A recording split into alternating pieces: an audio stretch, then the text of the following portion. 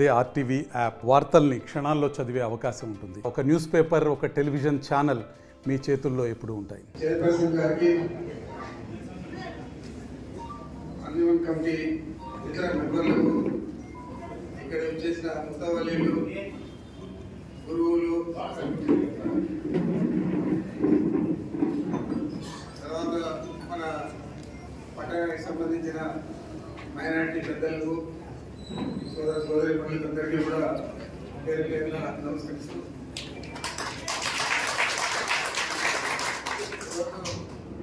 ప్రతి సంవత్సరం కూడా మనం ఇఫ్తియార్కి ఇక్కడ వస్తూ ఉన్నాం.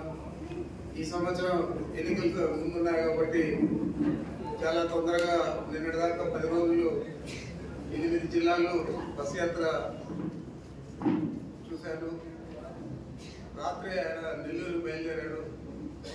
మనకు ఈ బాధ్యతలు ఇచ్చిన ఈ జిల్లాలన్నీ అయిపోయాయి కాబట్టి ఈ రోజు నుంచి మన నియోజకవర్గంలో ప్రతి పంచాయతీ తిరగాలని చెప్పి ఈరోజు ఒక 10 పంచాయతీలు పుంగూరు మండలంలో తిరగడం జరిగింది.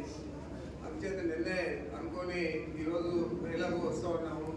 మనం ఇఫ్తియార్కు ఆన్వాయితీ ప్రకారం అన్నట్టయితే బాగుంటుందని చెప్పి తొందరగా ముగించుకొని 6:30కి ఇక్కడ రావాలని చెప్పి 6 గంటలకి బయలుదేరి రావడం జరిగింది. చాలా సంతోషంగా ఉంది. గత సంవత్సరం కంటే ఈ సంవత్సరం ఇంకా మైనారిటీ సోదరులు ఈ సభకు హాజరైన వాళ్ళు చాలా. ఈరోజు మీరు చూస్తూ ఉన్నారు రాష్ట్రంలో రాజకీయ పరిమాణాలన్నీ ఏ విధంగా మారుతూ ఉన్నాయో. ఎప్పుడో అనుకోని విధంగా కాంగ్రెస్ పార్టీలో ఉండి కాంగ్రెస్ పార్టీలో కుట్రపూరితంగా ముఖ్యమంత్రి అయ్యి జగన్మోహన్ రెడ్డి గారిని 16 నెలలు జైల్లో పెట్టి మన నియోజకవర్గానికి ముఖ్యంగా మనం పింఛా ప్రాజెక్ట్ నుంచి సదుం దగ్గర పాపిరెడ్డి గారి పల్లి దగ్గర ప్రాజెక్ట్ నుంచి మంజూరు చేసి పని మొదలుపెట్టే సమయంలో ముఖ్యమంత్రి మారి కిరణ్ కుమార్ ముఖ్యమంత్రి అయ్యాడు. అయిన తర్వాత దాన్ని నిలిపేసేదే కాకుండా మన దగ్గర ఏది కూడా అభివృద్ధి కార్యక్రమాలు జరగకుండా 3.5 సంవత్సరం మన సమయాన్ని అంతా కూడా వేస్ట్ చేశాడు. అలాంటి వ్యక్తి ఈరోజు మళ్ళా వచ్చి ఇక్కడ పోటీ చేస్తూ ఉన్నాడు. నాకు శాసనసభకు కొన్ని ఓట్లు తగ్గినా పర్వాలేదు కానీ పార్లమెంటుకు మాత్రం కిరణ్ కుమార్ చిత్తుగా ఓడించల్లా గుర్తొచ్చే విధంగా అతని జిల్లా వాసే కాదు. పుట్టింది హైదరాబాద్లో, పెరిగింది హైదరాబాద్లో, చదివింది హైదరాబాద్లో, రాజకీయం చేసింది హైదరాబాద్లో. శాసనసభలో స్వయంగా చెప్పాడు నేను హైదరాబాద్ వాసినేది సిగ్గు లేకుండా. మరి అలాంటి వ్యక్తికి ఇక్కడ ఇల్లు లేదు, ఇల్లు కూడా వాళ్ళ తమ్ముడు పేర్కొన్నాడు. వస్తే ఆర్ఎంపీ గెస్ట్ హౌస్లో ఉంటున్నాడు. సూట్ కేసు ఎత్తుకొని వచ్చి మళ్ళీ సూట్ కేసు ఎత్తుకొని హైదరాబాద్కి వెళ్తాడు. ఎన్నికలు అయిపోతున్నాయి.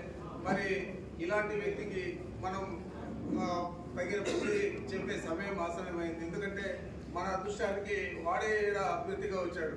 మనకెంతో చెడ్డ చేసి ఈరోజు వచ్చాడు కాబట్టి మన ప్రతీకారం తీసుకోవాలి. కూడా పీరియడ్లో కానీ ఇక్కడ కానీ ఏమీ చేయలేకపోయాం. అన్ని గట్టికి అడ్డపడుతూ ఉన్నాడు. ఈరోజు మనం అధికారంలో ఉండి కూడా 3 ఇరిగేషన్ ప్రాజెక్టులు తీసుకొచ్చాము. సాగునీరు ఇస్తామని చెప్పి వాటిని కూడా 90% పూర్తయినాక సుప్రీంకోర్టు దాకా పోయి స్టే తీసుకొచ్చాడు. మరి మనం తాగునీళ్లకు గండికోట రిజర్వాయర్ నుంచి పైప్ లైన్ ద్వారా నీళ్లు తెచ్చే పరిస్థితి ఉంటే దాన్ని కూడా ఎన్జిటి కేసు వేసి ఎన్జిటిలో ఆఫ్ చేశారు. చంద్రబాబు ఒక విధంగా చెడ్డ చేస్తా ఉంటే వీడు నేరుగా మనకు 3.5 సంవత్సరం చెడ్డ చేశారు.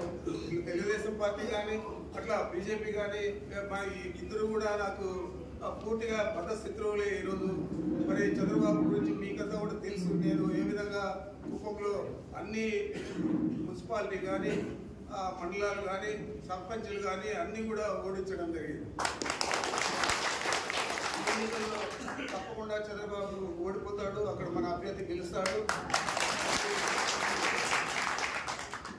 ఆ విధంగా మనకి ఇద్దరు బద్దశత్రువులు, కిరణ్ కుమార్ రెడ్డి మాజీ ముఖ్యమంత్రిగా, చంద్రబాబు నాయుడు మాజీ ముఖ్యమంత్రిగా, వీళ్ళిద్దరూ కూడా కలిసి పోటీ చేస్తే కూడా మనకు ఒక ఓటు కూడా లేకపోతే కూడా వైఎస్ఆర్ కాంగ్రెస్ పార్టీకి అప్పుడు నేను శాసన మండలి సభ్యుల్ని ఫస్ట్ గెలిపించి జగన్మోహన్ రెడ్డి గారికి ఫస్ట్ రాష్ట్రంలో ఎక్కడ కూడా ఆయనకు శాసన మండలి సభ్యులు కానీ లేనప్పుడు మనం మొట్టమొదట గెలిపించి ఇచ్చాం. ఇద్దరిని కూడా కాదని చెప్పి అప్పుడు ముఖ్యమంత్రిగా కిరణ్ కుమార్ రెడ్డి ఉన్నాడు. ఆయన తోడ్పాటు ఇచ్చాడు. వీళ్ళిద్దరూ కూడా వాళ్ళ క్యారెక్టర్ ఏంది. మరిన్ని వీడియోస్ కోసం ఛానల్ ని సబ్స్క్రైబ్ చేయండి, లేటెస్ట్ అప్డేట్స్ కోసం వాట్సాప్ ఛానల్ ని ఫాలో చేయండి అండ్ లింక్ డిస్క్రిప్షన్ లో ఉంది.